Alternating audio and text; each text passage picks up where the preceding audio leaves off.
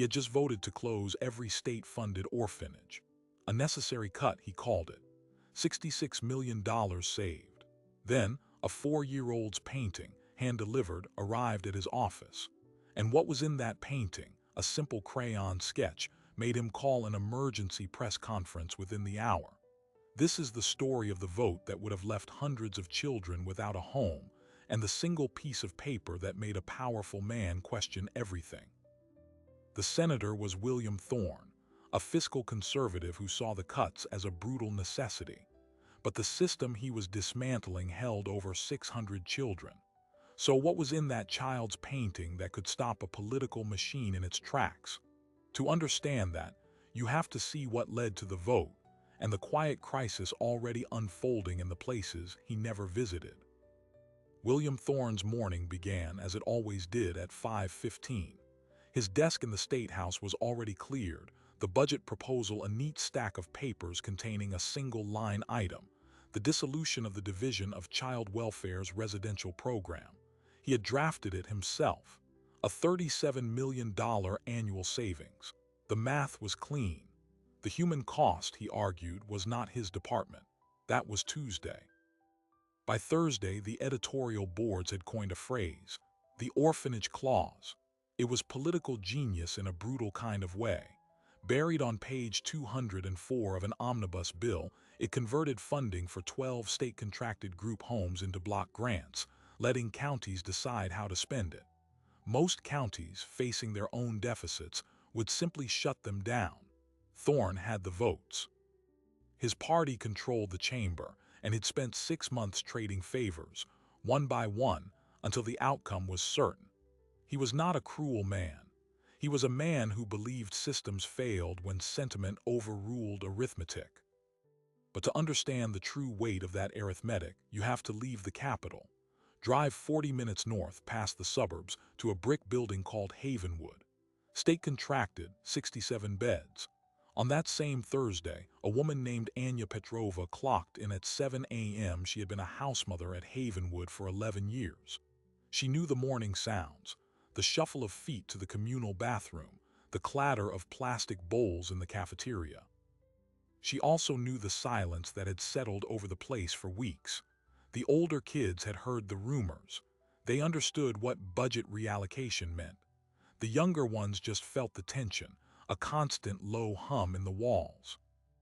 Anya's most pressing concern that morning was a 4-year-old boy named Leo. He had arrived 8 weeks prior, a tiny, quiet thing with watchful eyes. He didn't speak. The court documents said failure to thrive and parental rights terminated. He communicated through drawings. He drew on everything, scrap paper, the backs of forms sometimes, to Anya's gentle chagrin on the walls. He drew circles, endless, layered circles. Psychologists called it a self-soothing behavior. Anya just thought he was mapping a world he could control. Back in the capital, Thorne was finalizing his talking points. His staff had prepared a brief. Foster to adopt pipelines are more efficient. Group homes are institutional holdovers. This is progress. He did not see the brief Anya Petrova filled out monthly for each child. Leo's was mostly blank. Known friends, none. Extracurricular activities, none. Notable behaviors, withdrawn, nonverbal, creates artwork. The system had categorized him as a complex placement, a costly one. The vote was scheduled for 10 a.m. Friday. On Thursday evening, as Thorne reviewed his notes one last time, Anya was trying to get Leo to eat his green beans. He ignored them. Instead, he took a crayon, a forest green one, and began drawing on his placemat. Anya watched him. He didn't draw circles this time. He drew a tall rectangle. Then he drew a smaller rectangle inside it. Then he filled the smaller rectangle with a furious, scribbled black. He put down the green crayon, picked up a red one, and stabbed a single dot in the center of the black scribble. Anya felt a chill. She didn't know why. It was just a child's drawing. She saved the placemat. Meanwhile, a crisis was brewing in Thorne's own coalition. Senator Maria Reyes, a first-term legislator from a poor, rural district, had gotten her hands on a different report. Not the fiscal analysis, but an internal impact assessment from the Department of Health and Human Services. It projected that closing Havenwood and places like it would immediately displace 200 children. Of those, due to a shortage of foster homes, an estimated 45 would likely be placed in temporary office housing, social workers watching kids in government buildings overnight. The report was marked confidential. Ray's called Thorne at 8 p.m. "William, have you seen the HHS numbers on the overnight placements?" "Maria, those are worst-case scare tactics. The counties will step up." "My county does have the resources to step up. We're talking about children sleeping in cubicles." "Then we reform the foster system faster. You don't fix a leaky boat by bailing water forever. You build a new boat." His tone was final. The call ended. Thorne poured a drink, his hand steady. The logic was sound. The transition would be messy, but the end result was superior. He believed this. But at Havenwood, there is no transition plan. There is only routine. Friday morning, 6 a.m., Anya helped Leo get dressed. He pulled away from a striped shirt. He wanted the green one. She let him wear it. In the activity room, she gave him fresh paper and a full box of crayons. "Draw something happy for me, Leo," she said softly. The other kids were watching a cartoon, the volume too loud. Leo looked at the blank page, then at Anya. For the first time, he reached out and took her hand, just for a second. Then he turned to the paper and began to draw with intense, silent focus.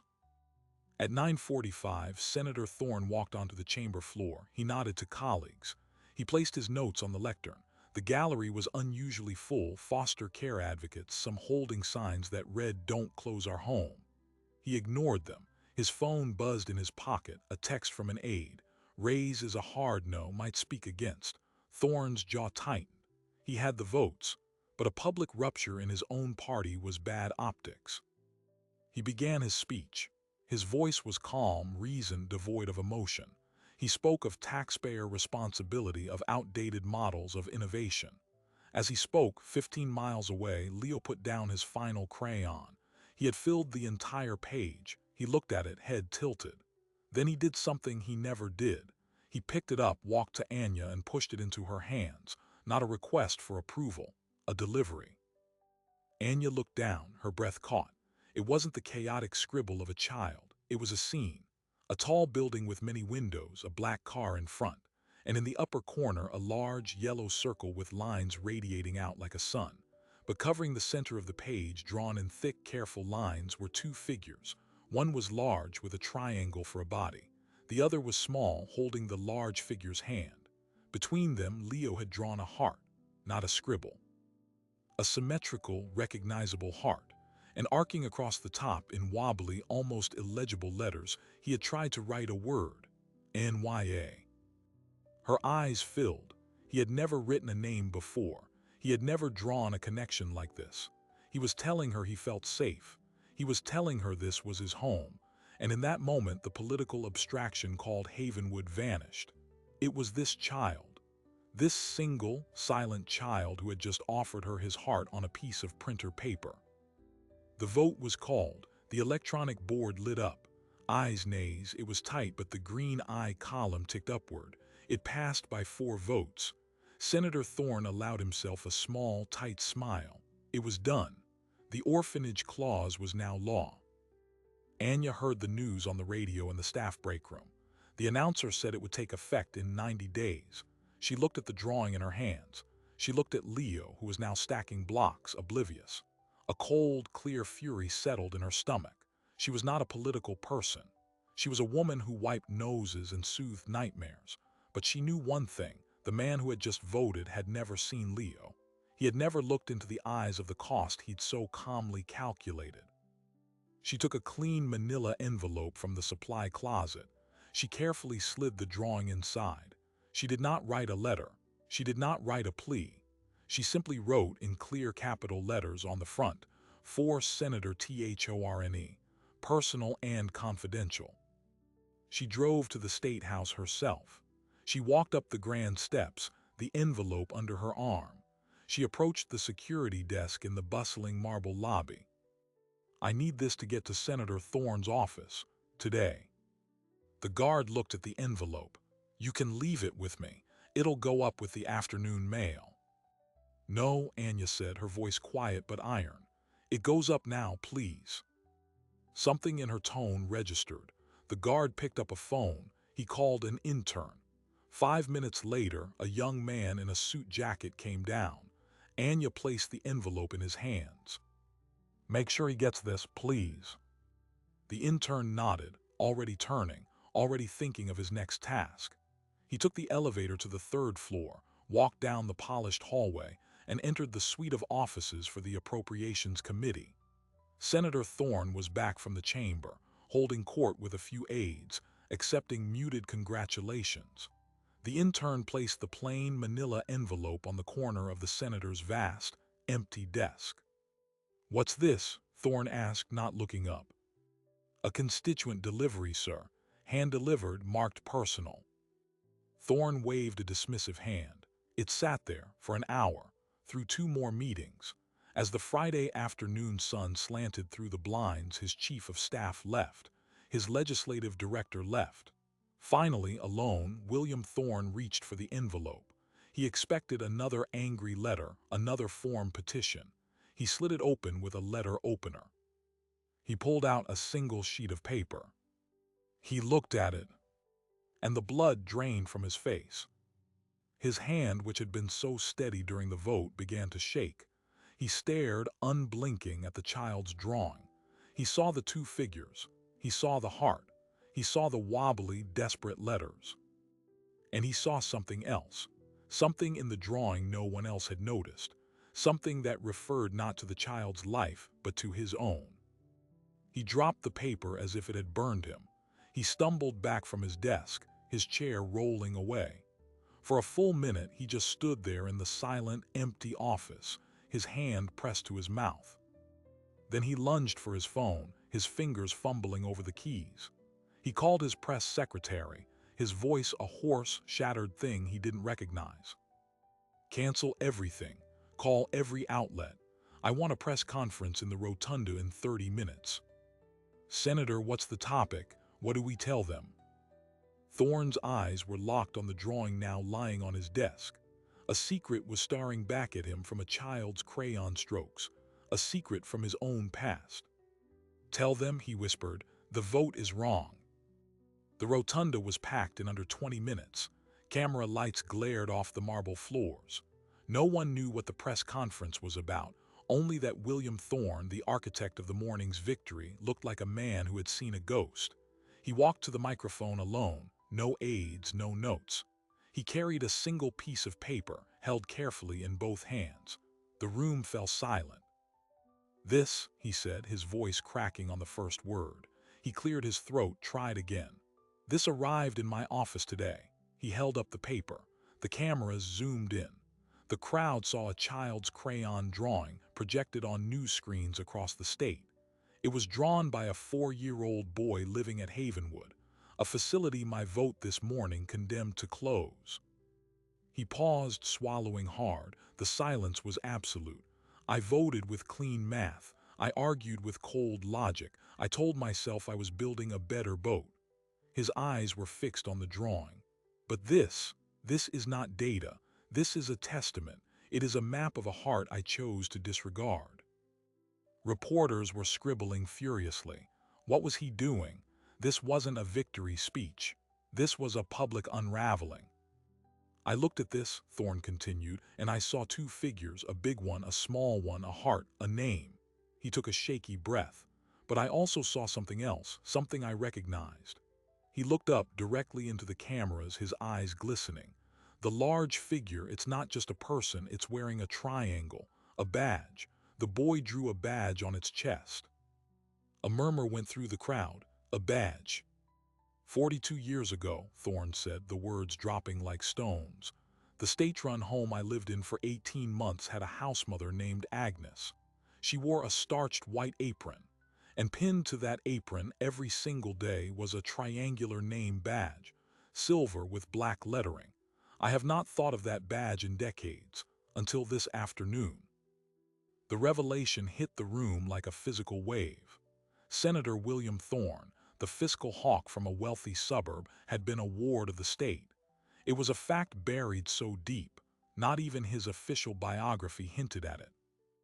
I was a complex placement, too, he whispered into the microphone. I was Leo, and the system that saved me was the very system I just voted to dismantle. Chaos erupted. Shouted questions filled the air. Thorne didn't answer them. He simply folded the drawing, placed it gently back into the manila envelope, and walked away from the podium, leaving his stunned staff to handle the fallout. The political earthquake was instantaneous. News anchors scrambled for context. Opposition lawmakers, moments ago decrying his heartlessness, were now stunned into silence. His own party was thrown into disarray. The Orphanage clause had a new, unthinkable face. The man who proposed it was its most famous alumnus. But in a quiet office on the third floor, the real shock was just beginning. Thorne had returned, locking the door. He spread the drawing out again under his desk lamp. It wasn't just the badge, it was the building, the tall rectangle with many windows. The state home he'd lived in, Sunnyside, had been a repurposed old school, a 3-story brick building with 24 windows across the front. Leo had drawn 24 windows, a coincidence perhaps. But then there was the sun. In the upper corner, a yellow circle with radiating lines. Sunnyside had a mural in the dining hall, a giant, smiling sun, the home's logo. Thorne's hands were ice cold. This child, this silent boy he had never met, had drawn specific, identifiable details of a state home that had closed 25 years ago. Details no 4-year-old in Havenwood could possibly know. It was impossible, yet it was on the paper in front of him. His phone buzzed relentlessly. He ignored it. His mind was racing down a dark, forgotten corridor. He hadn't just been in the system. He'd been in that specific home. And the memory he'd sealed away came flooding back, not as a story, but as a sensation. The smell of industrial cleaner, the sound of a heavy door locking at night, and the feeling of a hand on his shoulder. Agnes's hand. She had been the one who found him a foster family. She had been the one who told him he was smart, that he could be anything. She had worn that triangular badge. He had built his entire life, his philosophy, on the idea that he pulled himself up by his bootstraps, that the system was a crutch. He had erased Agnes from the narrative, and now a child's crayon had resurrected her. Meanwhile, at Havenwood, Anya Petrova was watching the press conference on a small TV in the staff room, her hand over her mouth. She saw her envelope. She saw Leo's drawing. She heard the senator's confession. Tears streamed down her face, but they weren't tears of relief. They were tears of fury. He had known. He had known what these places were, and he'd still chosen to destroy them. His personal guilt changed nothing for the children still in limbo. Her phone rang. It was the district manager. "Anya, what did you do? Do you have any idea what's happening?" "I sent him the truth," she said flatly. "You've created a media circus. The board is panicking. They're talking about liability." "Good," Anya said and hung up. The circus was just getting started. By evening, the story had national legs. Senator's secret past torpedoes his own bill. The drawing that broke a politician. But amidst the sensationalism, a more troubling thread began to emerge. Political bloggers and investigative journalists started digging. If Thorne was a former ward, how many other lawmakers had similar hidden histories? How many were voting on systems that had once saved them while denying them to others? Thorne's chief of staff, David, finally breached the office. "William, you need to talk to me. What is this? Why didn't we know this?" Thorne looked up, his face ashen. "I didn't remember, David, not really. I packaged it away. It was poverty, it was shame. I reinvented myself." "Well, you just unreinvented yourself on live TV. The party chairman is on the warpath. They're talking about censure. You've made us all look like hypocrites." "That's because we are," Thorne snapped, standing up. "I looked at a line item and saw savings. I didn't see Agnes, I didn't see Leo. That's the hypocrisy. It's not in the vote, it's in the forgetting." He sank back into his chair. "We have to walk it back." "You can't," David said, his voice low with pragmatic dread. "The bill is passed. It's law. The governor will sign it Monday. The only way to reverse it is a new bill, and you just gutted your own political capital. No one will follow you on this now. They think you're unstable." The finality of it crashed down on Thorne. He had wielded power so deftly, and now it was inert in his hands. He could not undo what he had done. The machines of government, once set in motion, were merciless. That night, he didn't go home to his empty, tasteful house in the suburbs. He stayed in the office. He asked his assistant for one thing: the complete, unredacted file for Leo, the 4-year-old boy from Havenwood. It arrived by secure courier at 8 p.m. He opened the folder with a sense of profound dread. The clinical language described a life of neglect, parents with addiction issues, multiple missed court hearings. The term nonverbal appeared again and again, but in the observations section, a caseworker had written a single haunting note. Subject exhibits unusual recall of visual details from past environments, though he lacks the language to contextualize them. May be a coping mechanism for trauma. Thorne's blood ran cold. Visual details from past environments. He looked at the drawing, the badge, the windows, the sun. He thought of the old Sunnyside home. He thought of Agnes. And then a new, more terrifying thought occurred to him. What if this wasn't just a cosmic coincidence? What if this child, through some impossible channel of memory or empathy, hadn't just drawn a generic caregiver but had drawn his asterisk caregiver? What if the large figure with the triangular badge wasn't a symbol, but a portrait of Agnes? The idea was madness, but the alternative, that he had projected his own past onto a random drawing, felt equally insane. He was trapped in a loop of guilt and mystery, and the key was a child who could not speak. He needed to see him.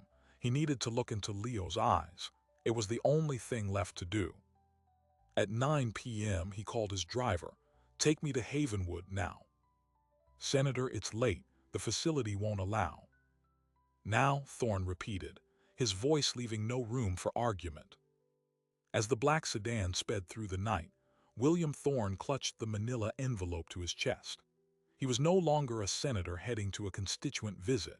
He was a ghost returning to the scene of his own haunting, guided by a map drawn in crayon by a little boy who, against all reason, seemed to hold the pieces of a story William himself had spent a lifetime trying to erase. He had no idea that at that very moment, a different car was also pulling up to Havenwood. A news van. The story had leaked that the senator was making an unannounced nighttime visit. The circus was coming to town, and the fragile world inside those brick walls was about to be exposed to a blinding, unforgiving light.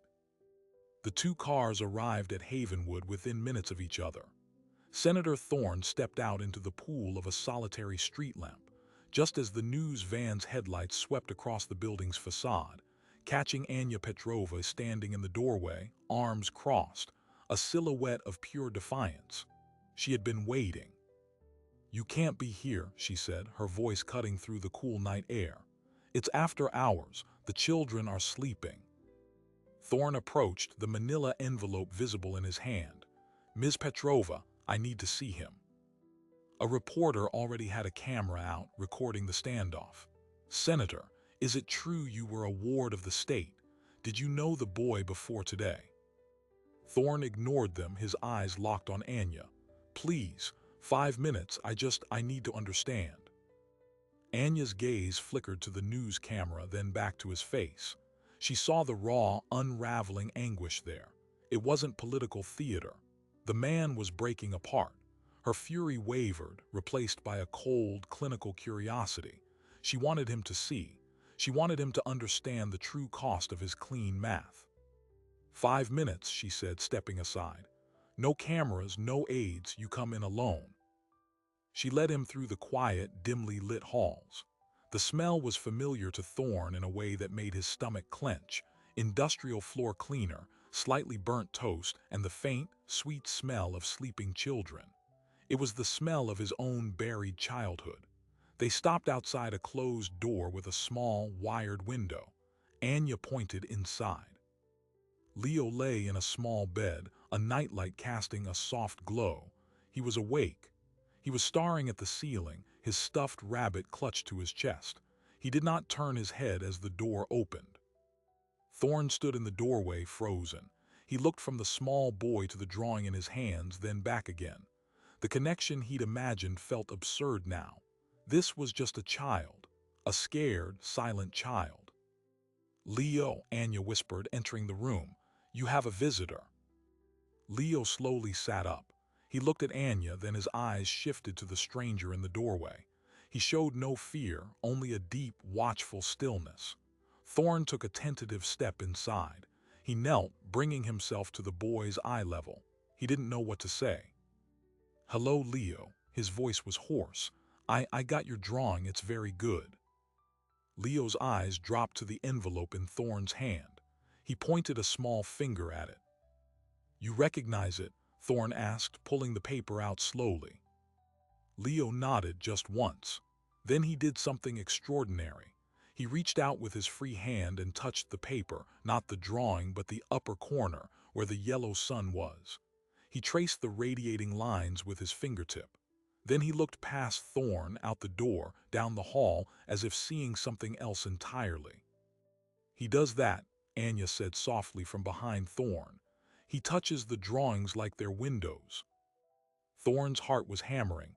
"Leo, the son, do you know this son?" The boy's eyes snapped back to Thorn's face. For the first time there was a flicker of something, recognition, confusion. He didn't nod, he didn't shake his head, he just stared. "And the badge," Thorn pressed gently, pointing to the triangular shape on the large figure. "The triangle here, do you know this?" Leo's lower lip began to tremble. He pulled his rabbit closer. He looked at Anya, a silent plea. "That's enough," Anya said firmly, putting a hand on Thorn's shoulder. "You're frightening him." But Thorn was on the edge of a precipice. He had to know. "Leo, did someone show you a picture of a lady with a badge like this?" The boy's breath hitched. A single tear rolled down his cheek. And then he spoke. His voice was a tiny, rusty whisper, the first word Anya had ever heard him say. "Graham." The room went utterly still. Anya's hand tightened on Thorn's shoulder. Thorn felt the world tilt. "Graham," he repeated, his own voice a whisper. Leo pointed at the large figure in the drawing, then poked his own chest. "My Graham." A glacial cold seeped through Thorn's veins. The boy wasn't drawing a generic caregiver. He was drawing his grandmother, a grandmother who wore a triangular badge. "Leo," Anya knelt beside him, her voice trembling.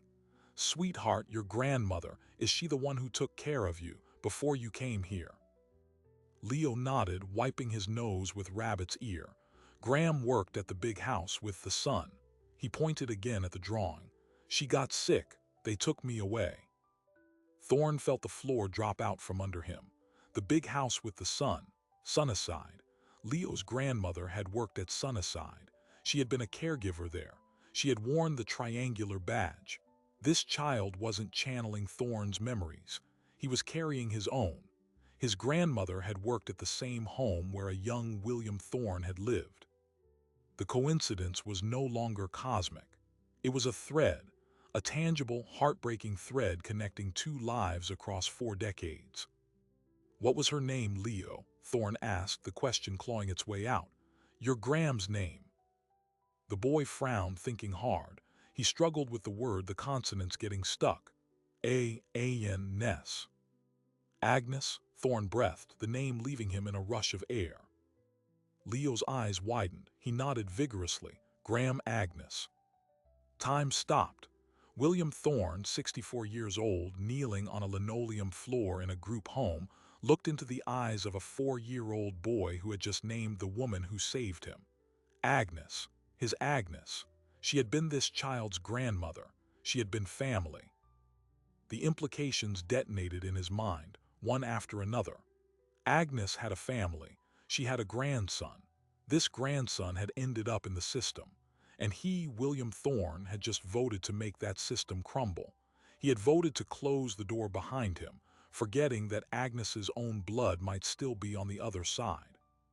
He began to shake uncontrollably.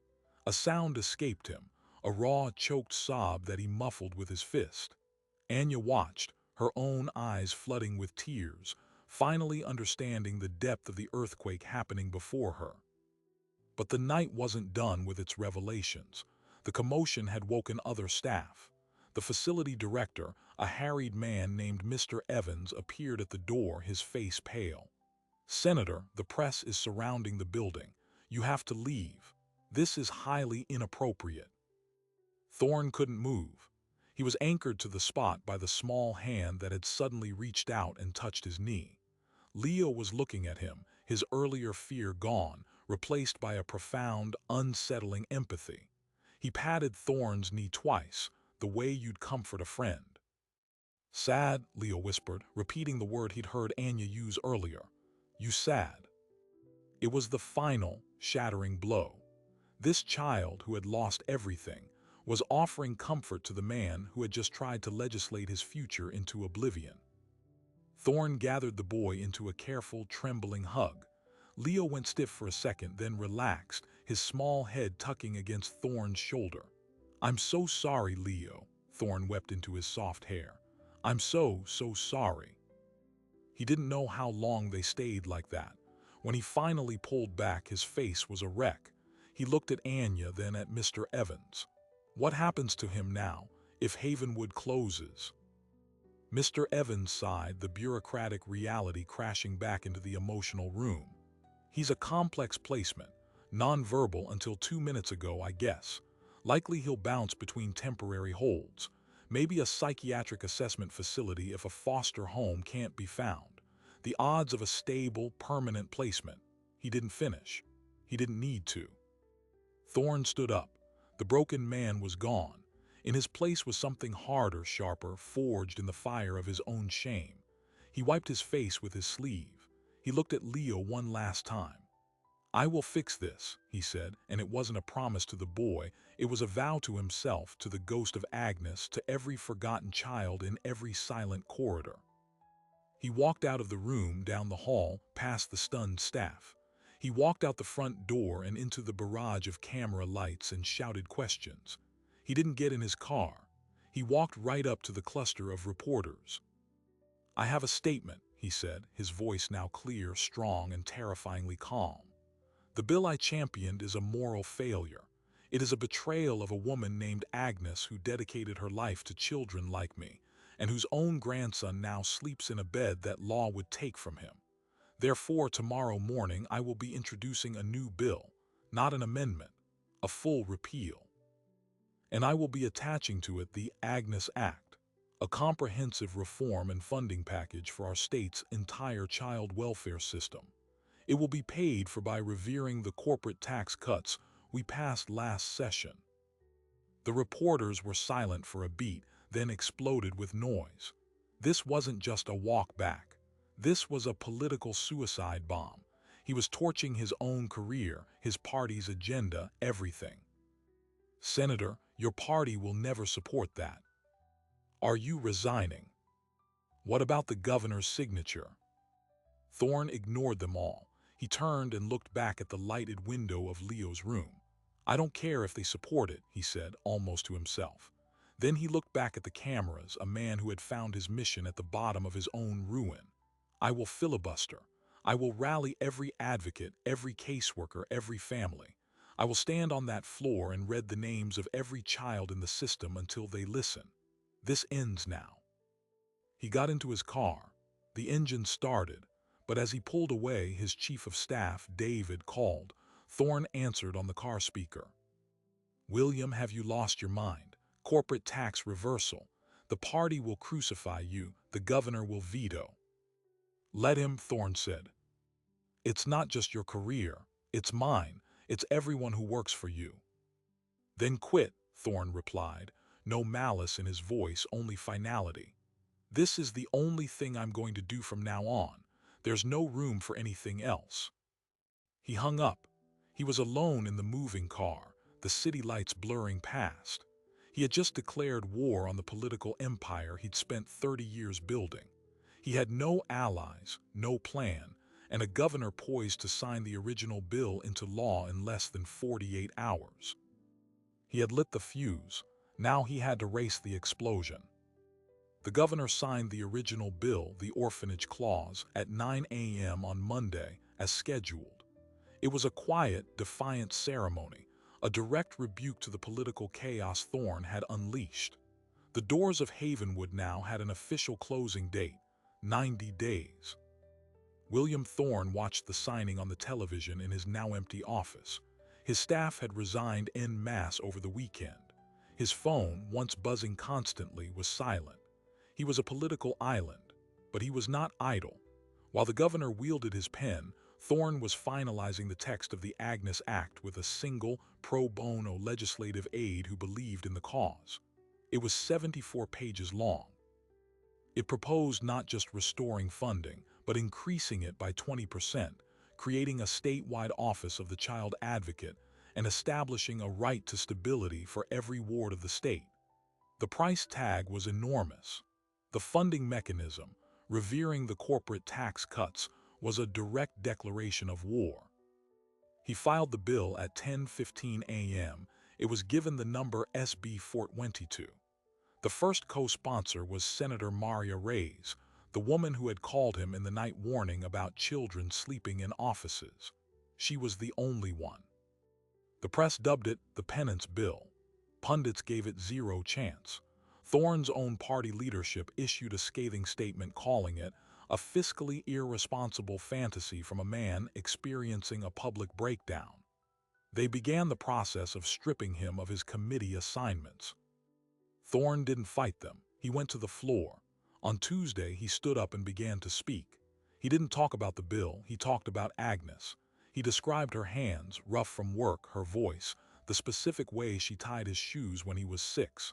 He talked for an hour. Then he read the first 10 names from the current registry of children in state care. He vowed to read every single one. The gallery, at first sparse, began to fill. Foster parents came. Social workers came. Anya Petrova brought 3 of the older kids from Havenwood who sat in the public seats, wide-eyed. On Wednesday, he read 50 more names.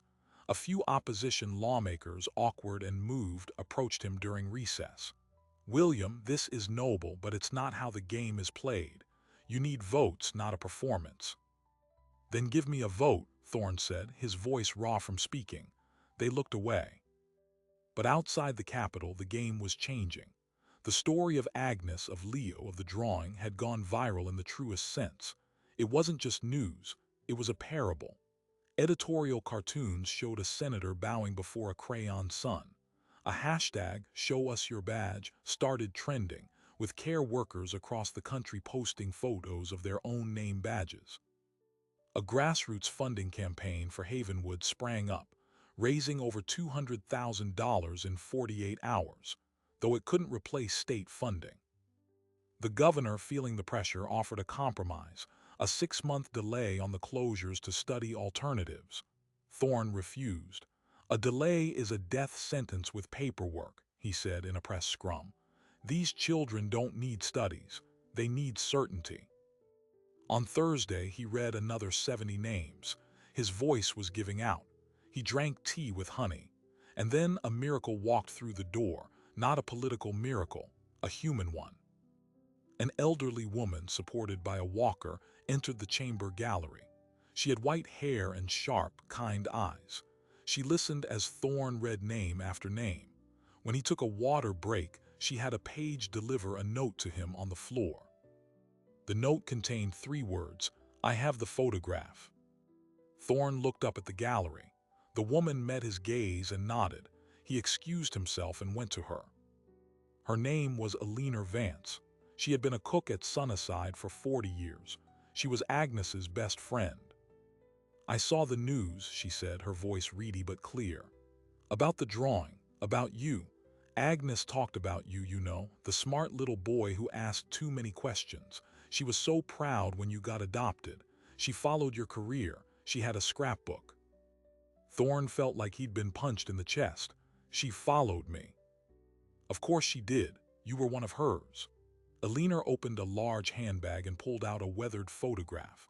It was a black and white picture of the Sunnyside staff, circa 1982. A dozen women in aprons stood on the front steps. Alina pointed to a young woman in the front row, smiling broadly. Agnes. And there, pinned clearly to her apron, was the silver triangular badge. But that wasn't all. Standing beside Agnes, holding her hand, was a small, serious-looking boy with tousled hair. William Thorne, age 7. "I took the picture," Alina said softly. "She wanted you in it, said you were her shadow that day." Thorne took the photograph, his hands trembling. He had no memory of this moment, but here was proof. A tangible thread. He was in Leo's drawing not because of psychic connection, but because he and Leo were linked through the same woman, captured in the same visual memory. Agnes, her badge, her charge. "That little boy now," Alina said, her eyes glistening. "Leo, he's her grandson. Her daughter had problems. Agnes took him in when he was a baby. When she got sick, the state stepped in. She made me promise to watch out for him. I tried, but I'm old. The system is a maze." She gripped Thorne's arm. "You have to fix the maze, William, for her." He brought the photograph to the floor. He didn't ask for permission. He displayed it on the overhead screen, breaking protocol.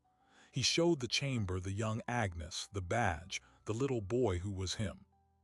"This," he croaked, his voice nearly gone, "is the system. It's not a line item, it's a chain of people. Agnes held my hand. Now her grandson is in a bed I voted to take away. The chain is broken, we have to mend it." A silence fell over the chamber. A real one. Not a political pause, but a moment of collective reckoning. Then, from the back of the room, came the sound of a single person clapping. Then another. It was the public gallery.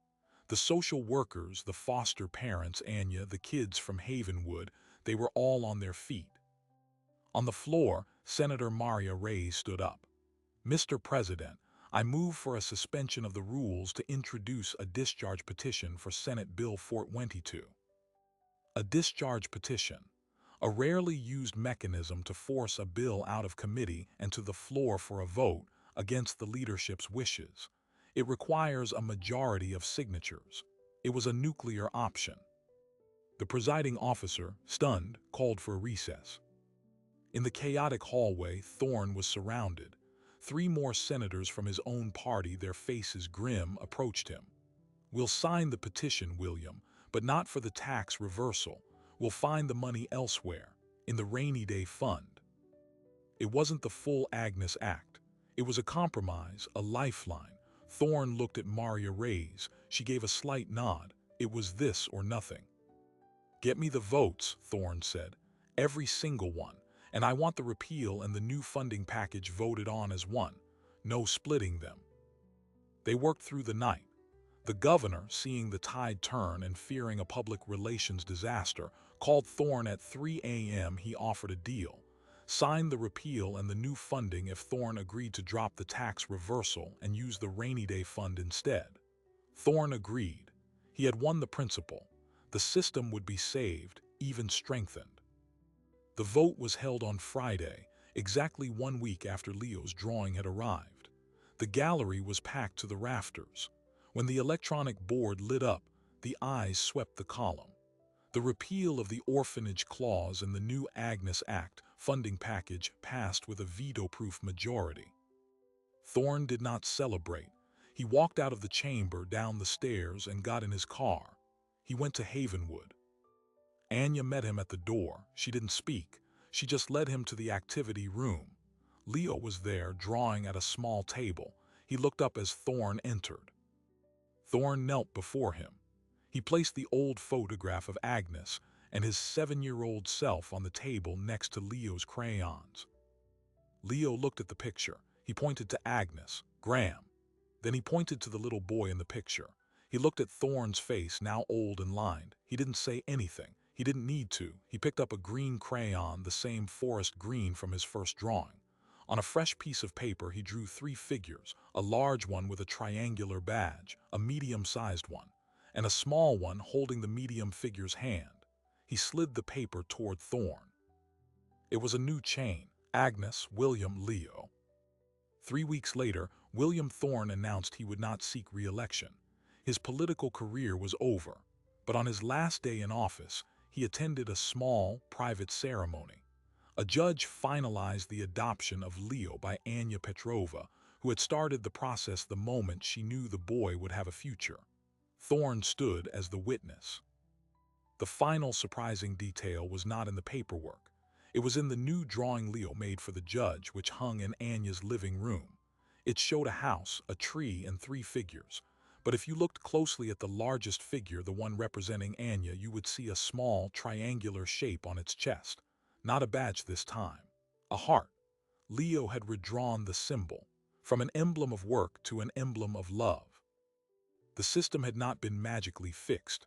Reform is slow, but one door remained open.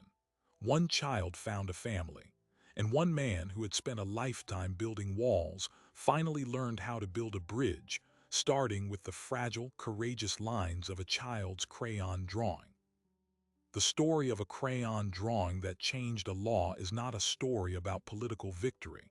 It is a story about memory, what we choose to forget, and what refuses to be forgotten.